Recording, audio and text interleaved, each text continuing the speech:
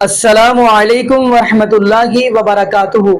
بسم اللہ الرحمن الرحیم۔ جی ناظرین، جیسا کہ آپ کو اس بات کا علم ہے کہ ذاکر نائک حافظہ اللہ تعالیٰ کے سوال و جوابوں کے بارے میں منعقد جاری ہے، تو اس کے اندر ایک عیسائی بندے نے سوال کیا، سوال بڑا کمال کا دیا ہے۔ وہ کہنا ہے کہ عیسائیت آپ کے بالکل قریب ہے، یعنی عیسائیت نے آپ کی مدد بھی کی ہے۔ وہ یہ دلیل کیا دے رہا ہے؟ جب نبی پاک صلی اللہ علیہ وسلم کے صحابہ کو یعنی مکہ سے ہجرت کرنے پہ مجبور کیا، تو پھر وہ جو نجاشی بادشاہ تھا تو صحابہ ادھر گئے ہجرت کر کے۔ پھر آپ کو ناظرین یہ بھی پتا ہے کہ نبی پاک صلی اللہ علیہ وسلم کے صحابی حضرت جعفر طیار رضی اللہ تعالیٰ نے سورہ مریم کی تلاوت کی۔ وہ یہ بندہ یہ کہہ رہا ہے کہ ہمارے اس وقت مشکل کے وقت عیسائی ہی یعنی کام آئے ہیں، تو پھر ہمارے ساتھ اتنی نفرت کیوں ہے؟ تو آگے ناظرین میں چاہتا ہوں اسی کی زبانی ہم سوال بھی سنتے ہیں اور ذاکر نائک حافظہ اللہ تعالیٰ کی زبان سے جواب سنتے ہیں، پھر انشاءاللہ ناظرین اسی والا سے ہم بھی گفتگو کریں گے۔ تو آئیے ناظرین کی ویڈیو پاکستان میں بھی غیر مسلم محفوظ ہے ماشاءاللہ۔ الحمدللہ۔ جی بھائی آپ سوال پوچھئے گا۔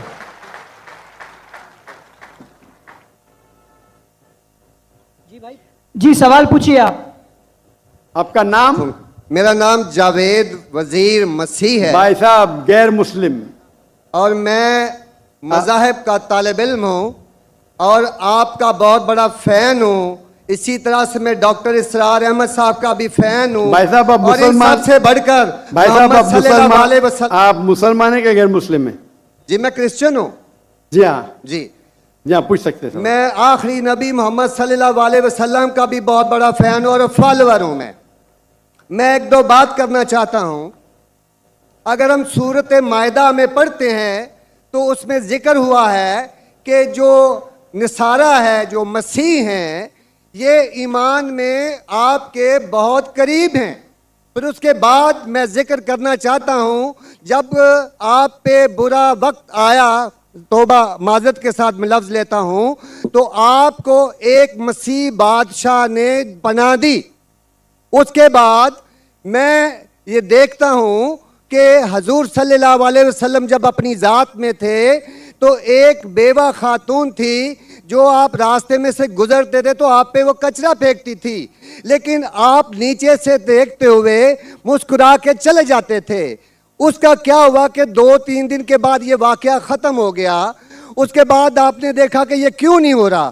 جب آپ نے دیکھا کہ وہ بستر بیماری پہ پڑی ہوئی ہے اور آپ نے جا کر ان کی تیمارداری شروع کر دی اور آپ نے ان کو کھانا دیا، اس کے سوال آ رہا ہوں نا بھائی، انٹرپٹ کیوں کر رہے ہو؟ میں یہ بات کرنا چاہ رہا ہوں کہ محمد صلی اللہ علیہ وسلم جو ہیں وہ رحمت العالمین ہیں۔ وہ جب بیوہ نے دیکھا کہ جنہوں نے مجھے بھڑکایا تھا وہ تو کوئی اب ان کا پرسان حال نہیں ہے، لیکن حضور صلی اللہ علیہ وسلم نبی کون و مکان آخری نبی جو اس سرور کائنات رحمت العالمین ہیں، وہ ان کی تیمارداری کرتے ہیں۔ وہ آپ کے اس عمل کو دیکھ کر بشرف اسلام ہو گئی۔ آج میں اپنے ملک میں دیکھتا ہوں کہ مجھے مسیح ہوتے ہوئے یہاں نفرت کی نگاہ سے دیکھا جاتا ہے، جبکہ ان کو رحمت العالمین کہا گیا ہے۔ اگر ہم اپنے مسیحوں کے ساتھ وہ رویہ نہیں رکھیں گے جو حضور صلی اللہ علیہ وسلم نے رکھا ہے تو وہ کیسے رحمت العالمین ہیں؟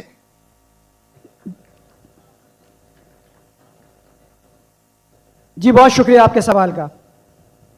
آخری الفاظ ذرا۔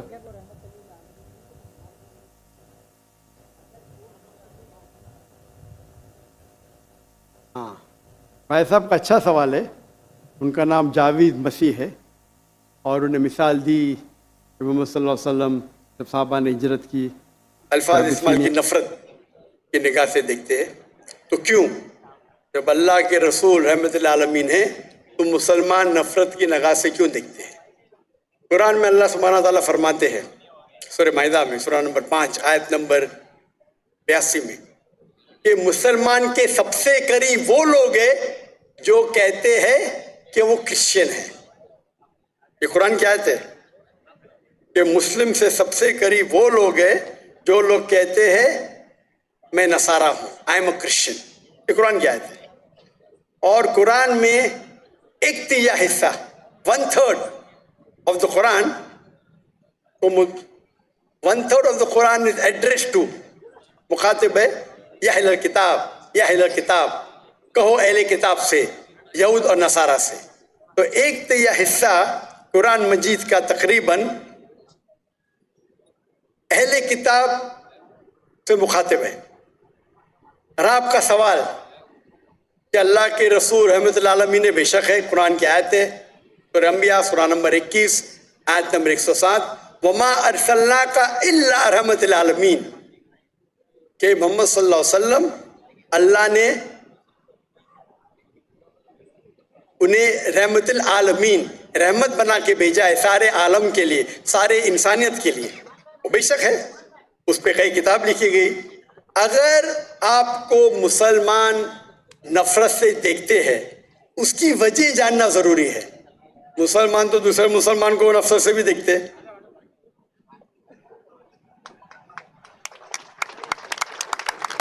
नहीं देखना चाहिए, नहीं देखना चाहिए। अगर वजह एकदम सही है, मैं नहीं जानता हूं क्यों देखते हैं। अगर मैं एक शख्स को देखूंगा जो एक लड़की को छेड़ रहा है, तो मुझे भी उससे नफरत आएंगी, चाहे वो मुसलमान हो, चाहे हिंदू हो, चाहे मसीह है। आप समझे ना? तो उस वक्त मुझे हिदायत दी गई है, अगर एक इंसान कोई खवातीन या कोई लड़की का बलात्कार कर रहा है या ज़िना बिल जबर कर रहा है, तो रहमत क्या कहती है? अरे रहमतुल आलमीन, क्या बोलेंगे? सलाम अलैकुम बोलेंगे आप उसको? क्या कहेंगे? अगर आप बलात्कार देख रहे, ज़िना बिल जबर हो रहा है, आप क्या कहेंगे? मैं मुसलमान हूँ, अस्सलाम वालेकुम। अल्लाह के रसूल की हदीस है, अगर कोई बुरा चीज देखते हैं तो हाथ से रोको, हाथ से नहीं रोक सकते तो जबान से रोको, जबान से नहीं रोक सकते तो दिल में कोसो।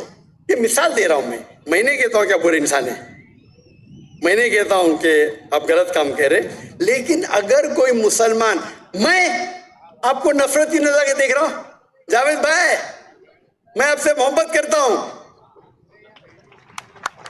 जावेद भाई मैं आपसे मोहब्बत करता हूं, on the microphone please, on the microphone,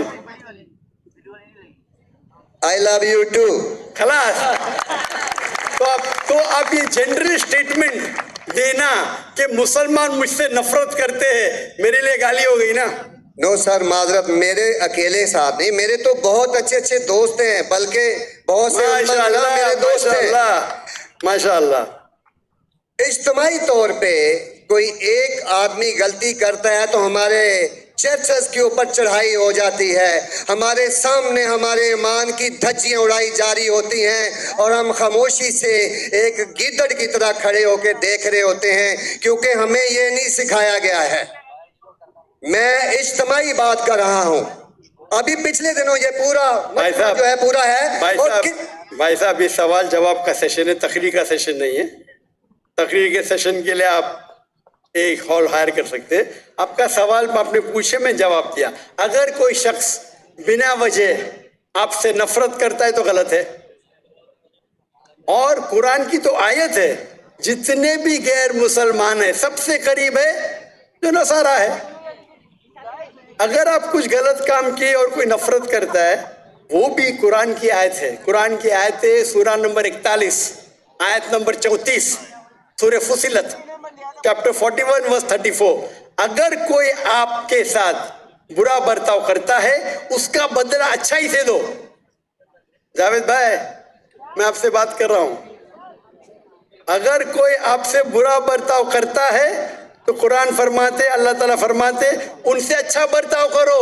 आपको क्या पता कि आपका दुश्मन आपका दोस्त बन जाएगा। ये कुरान की आयत है, सूरह फुसिलत सूरह नंबर 41 आयत नंबर 64।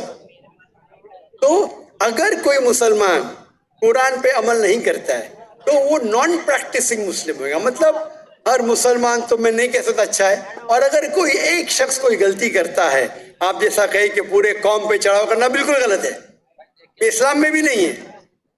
अगर कोई एक शख्स गलती करता है और वो सजा का हकदार है, उसको सजा मिलना चाहिए। उसका मतलब नहीं पूरी कौम। इनफैक्ट अगर आप हिस्ट्री पढ़ेंगे, आप तारीख पढ़ेंगे, आप तारीख में पढ़ो, चाहे वो छठी सदी की हो, 7वीं सदी की हो, 8वीं सदी की हो, आप देखेंगे सबसे महफूज अगर कोई जनरल दीन को फॉलो करने, वो इस्लाम के रूल में, इस्लाम अगर रूल कर रहा है उस शहर को, तो जितने गैर मुस्लिम थे वो अपने आप को महफूज समझते थे। क्यों? इस्लाम में है कि आपको इस्लाम कबूल करने का करो, नहीं करने का नो प्रॉब्लम, एक जजिया दो। ये जजिया कुछ बड़ी अमाउंट नहीं, आपकी इनकम टैक्स से बहुत कम है। जजिया मतलब आप मानते हैं कि ठीक है आपको इस्लाम नहीं कबूल करने का, लेकिन मैं आपके अंदर पनाह चाहता हूं, तो जिजिया टैक्स आप देते, आप कबूल करते, और जब जिजिया टैक्स देते आपको प्रोटेक्शन मिलता है। इस्लाम में कहते हैं दिम्मी। और आप अगर इस्लामिक शरिया रूल के अंदर गैर मुस्लिम है, तो मुसलमान मुल्क का फर्ज है कि आपको महफूज रखे, आपको कोई छू नहीं सकता है। और अगर जंग होता है तो आपको लड़ने की भी जरूरत नहीं, बाकी सब मुसलमान को लड़ने पड़ेगा। और जिजिया बहुत कम है, इनकम टैक्स का तो स्मॉल परसेंटेज है। इसीलिए अगर आप हिस्ट्री पढ़ेंगे, जब सलाउद्दीन अय्यूबी ने कॉन्स्टेंटिनोपल पे हमला किया, उस वक्त जो क्रिश्चियंस थे, ईसाई मजहब में कई फिरके थे, ऑर्थोडॉक्स, प्रोटेस्टेंट, कैथलिक्स, खुद ईसाई लोग अपने बाकी ईसाई भाइयों से उनका कत्ल करते थे, फिरके थे।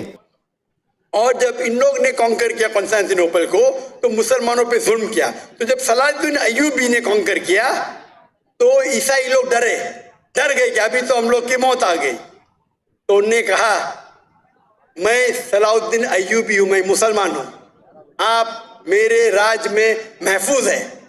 और इतना हिस्ट्री पढ़ेंगे आप, क्रिश्चियंस, ईसाई चाहते थे कि सलाउद्दीन अय्यूबी रूल करे ताकि वो महफूज हो। तो अब हिस्ट्री पढ़िए, आज मुसलमान को देख के दीन को मत समझिए, कुरान को पढ़िए, हदीस को पढ़िए। और इसमें आप देखेंगे कि कुरान के अंदर किस तरीके से इज्जत दी है गैर मुसलमानों को। दावत दो, कबूल करते अच्छी बात है, नहीं कबूल करती किस पे जोर जबरदस्ती नहीं। अगर कोई इस्लामिक मुल्क में कोई भी चर्च है या टेंपल है, उसे डिस्ट्रॉय करने की इजाजत नहीं, अनलेस वो कोई फितना कर रहा है। ये सब उसूल है, वो फितना कर रहा है तो अलग बात है। तो एक इस्लामिक मुल्क में सबसे ज्यादा महफूज है मुसलमान। और मैं मिसाल देता हूं, मेरी जहाँ में से आ रहा हूं, मलेशिया में हिंदू 6% है, 6.3%, 6.3% है। आप कंपेयर करेंगे बिटवीन इंडिया, जिस तरीके से इंडिया माइनॉरिटी मुसलमानों को ट्रीट करता है, हम 14.3% है according to the Indian government, वहाँ मलेशिया में 6.2%। लेकिन जिस तरीके से मलेशिया हिंदू लोगों को ट्रीट करता है, इतने अच्छे तरीके से, इतने उनको राइट्स दिए, ये एक मिसाल है। मैं पाकिस्तान के बारे में कह नहीं सकता हूँ क्योंकि रहता नहीं हूँ। मैं नहीं कहता हूँ पाकिस्तान अच्छा सुलूक करता है, नहीं अच्छा सुलूक करता हूँ, मुझे हक नहीं बोलने का क्योंकि मैं जानता नहीं हूँ। लेकिन मलेशिया में जहाँ रहता हूँ मैं जानता हूँ, इतने राइट्स है उनके पास, इतने हुकूक दिए गए। तो इस्लाम के अंदर गैर मुसलमान महफूज है। सिर्फ फितना नहीं करना चाहिए, कि कुरान कहते हैं फितना इज वर्स देन कत्ल से और खराब है। तो अगर आप फॉलो करते जो उस इस्लामिक मुल्क का कानून है, तो गैर मुस्लिम, सिर्फ गैर मुस्लिम होने की वजह से उन्हें कोई भी अटैक नहीं कर सकता है, और करता है तो गलत है। Hope that answers the question. जी नाज़रीन, आपने ये वीडियो मुलादा फरमाई। तो नाज़रीन देखें, इस्लाम जो है ना, इस्लाम ये पूरी इंसानियत को हकूक देता है। ये कुरान पाक है, हर इंसान के हकूक बतलाता है। नबी पाक सल्लल्लाहु अलैहि वसल्लम ने हर इंसान के हकूक बतलाए हैं। नाज़रीन अगर कोई ये सही है तो उसके भी हकूक बताए हैं। बल्कि यहाँ तक नबी पाक सल्लल्लाहु अलैहि वसल्लम का फरमान मिलता है कि अगर मुसलमान के घर गोश्त पक रहा है तो साथ का हमसाया चाहे सही है, अगर वो भूखा मार रहा है या उसको तलब इस चीज़ की, اگر وہ مسلمان جو اس کو کھانا نہیں دیتا تو سمجھ لیں کہ اس نے اپنے ہمسائے کا حقوق ادا نہیں کیا. بلکہ یہاں تک بھی حدیث ہے کہ ہمسائے کے اتنے حقوق رکھ دیے ہیں، اتنے رکھ دیے کہ نبی پاک صلی اللہ علیہ وسلم کے صحابہ فرماتے ہمیں یہ ڈر پیدا ہونے لگ پڑا کہ کہیں ہماری وراثت میں سے حصہ بھی کہیں یہ ہمسایہ کے ذمہ لگا دیا جائے، ہمسایوں کو بھی دے دیا جائے. اس چیز کا ہمیں ڈر لگنا پڑا.